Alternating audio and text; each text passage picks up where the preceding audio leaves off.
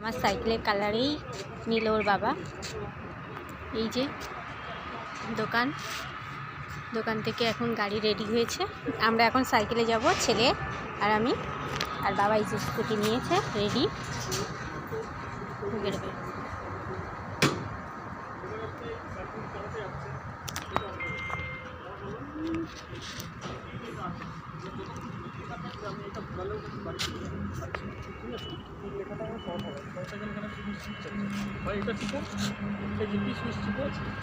জানি গাইস, আমার এটাও খুব অনেক দিনের স্বপ্ন ছিল যে গাড়িটা মানে চালানো, তা হয়ে উঠছিল না, হঠাৎ করে প্ল্যান করে কেনা হলো।